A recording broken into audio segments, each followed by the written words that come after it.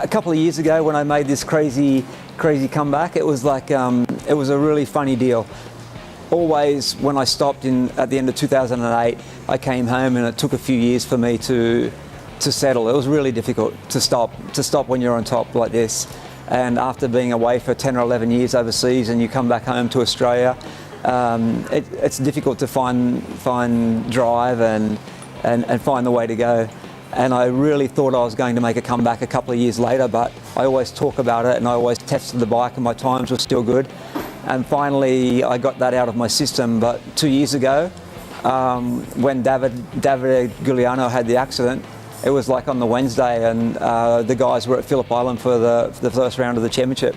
I just called Ernesto and said, "Hey Ernie, you got a spare bike there? How about I come down and we have a ride for a bit of fun?" And he went, "You sure you want to do that?"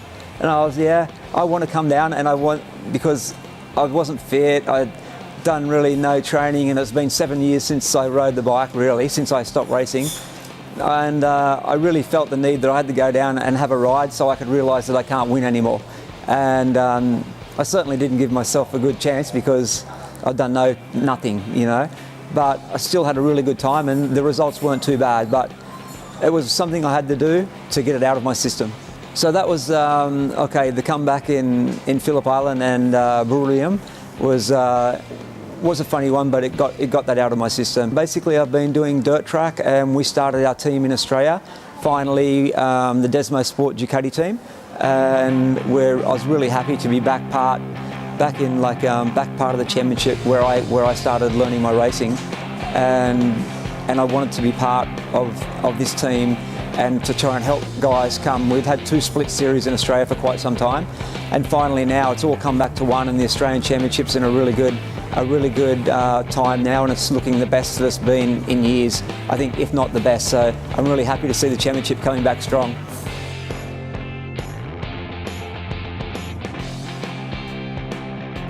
I grew up on a farm, so I learnt to ride the bike, and as a 5 or a 6-year-old, and then eventually you want to go and race the bike. So we did some motocross, we did some dirt track, and I did that up until I was 15 or so. So it was like I said before, I learnt the basics, and I stopped riding when I was 15, and I started the road racing when I was 22. So you don't forget how to ride a bike. That's the old saying. I'd learned all the skills, so I already had them in the back of my brain. I went to the road bike and my dirt track and motocross skills came across, and the rest is history. Well, I've already been talking about this because for us, my youngest boy Ollie is like riding now in the 300 production championship. He's 13, and so we do the Australia rounds, but we talk about Europe, but also we think to come and do some races in Asia or in China. For us, it's not so far.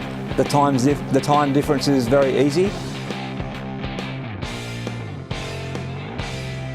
I've already been talking about this because for us, my youngest boy Ollie is like riding now in the 300 production championship.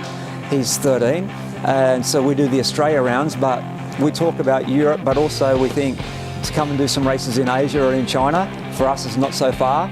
The time difference is very easy. No, I haven't tried the Desert Sled. It certainly looks like a cool bike. It's a bit different, but I have to say it's in the same sort of style as a scrambler. Well, it is like a scrambler, but the bikes are beautiful. They're very easy to ride. The scrambler, I only know the scrambler for myself, but they've got a nice low centre of gravity. Like anyone can ride the bikes. It's a little bit like cafe racer type, bit retro. I mean, they're just cool and perfect bike for cities and a perfect bike just for getting around town and going and grab a coffee. But you can still ride them fast on the twisty roads and you can still go anywhere. Like I said before, it looks like the race bike, but basically these bikes they're built to be, like I said, easy to ride and to go anywhere and have some fun. With a few changes, like it can be, you can turn it into like a bit of a racer, but it's like anything. Like the dirt track bikes in America, they race them on big ovals, and they're so different to a normal bike. It's like the NASCAR and a V8 supercar. They're built to go around in circles and that's it. Whereas this, you can still ride it pretty good around in circles, but you can ride it anywhere. I'm here in Ducati Hong Kong, to come and celebrate the launch of some of the new scramblers we have here, and also I've been a big part of the Bayliss scrambler with my time that I did the US racing the bike there, and it's really nice to come in to Hong Kong. It's my first time here. We have a great event tonight, and also we have a big charity ride tomorrow that will all take place in, and it should be a great time for everybody. I'm pretty sure tomorrow I'll be riding the scrambler, the Bayliss 21, the racer. So yeah, we will see, but I'm sure I'll swap around and have a ride on a few of the bikes, and I'll certainly learn a little bit about Hong Kong tomorrow. It should be great. Not actually the development, but of course I did a few of the events in the US racing the bike over there, which is a lot different to the dirt track we do in Australia. In America it's all on the oval on bigger bikes like this, whereas in Australia it's more on the motocross bikes, but it was great to be part of it, and it's really nice to see a scrambler with the number 21 on it.